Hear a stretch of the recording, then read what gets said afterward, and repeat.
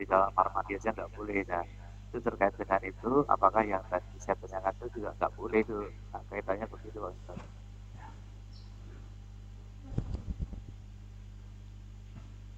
Ya, kita tidak bisa mengharamkan sesuatu yang tidak haram, atau kita tidak bisa melarang sesuatu yang tidak dilarang, gitu Pak Yanto ya. Jadi untuk ini diperintah, ini tidak diperintah, itu harus ada dasarnya, ya, itu harus ada dasarnya.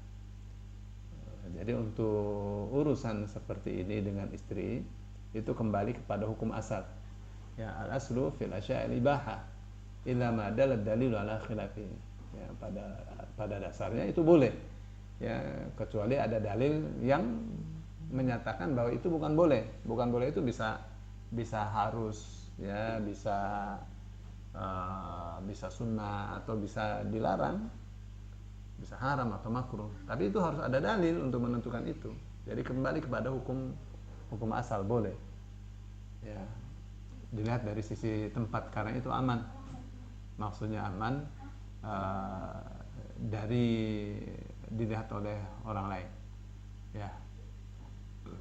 Kalau misalnya nanti kan harus berdoa dulu, kan sebelum masuk kamar mandi berdoa dulu nggak? Ya, berdoa dulu kan. Allahumma inni a'udzubika minal khubuthi wal khaba'ith, gitu kan? Ya. Ya, gitu deh. Aduh. Ya. Jadi tidak dilarang ya Pak Yamto.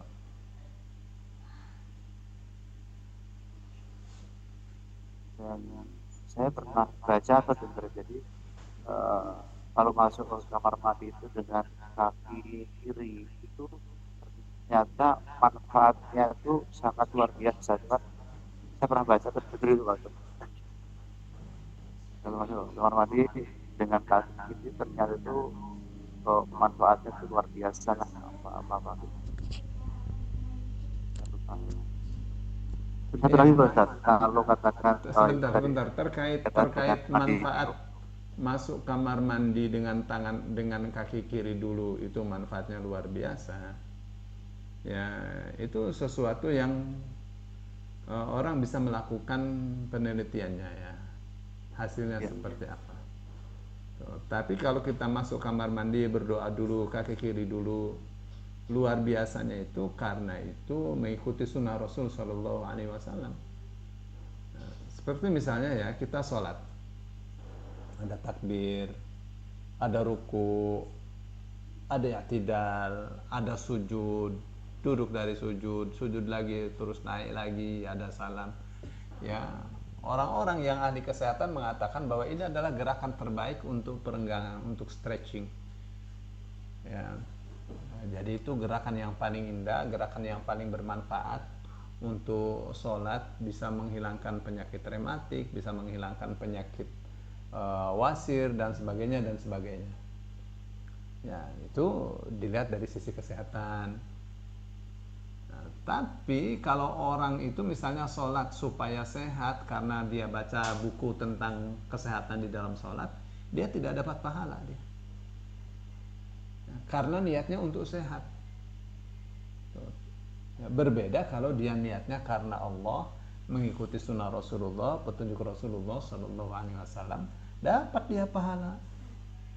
Ya, jadi gitu. Ya, jadi seperti tadi ya, masuk kamar mandi hebat sekali nih manfaatnya kalau kita pakai kaki kiri berdasarkan penelitian. Jadi mau ke kamar mandi pakai kaki kiri dulu supaya dapat manfaat yang hebat tadi. Ya, itu tidak dapat pahala. Ya, yang dapat pahala itu kalau kita mengikuti Rasulullah Shallallahu Alaihi itu Wasallam. Ya, apapun hikmahnya. Begitu Pak Yanto, silakan. baik. Ada lagi?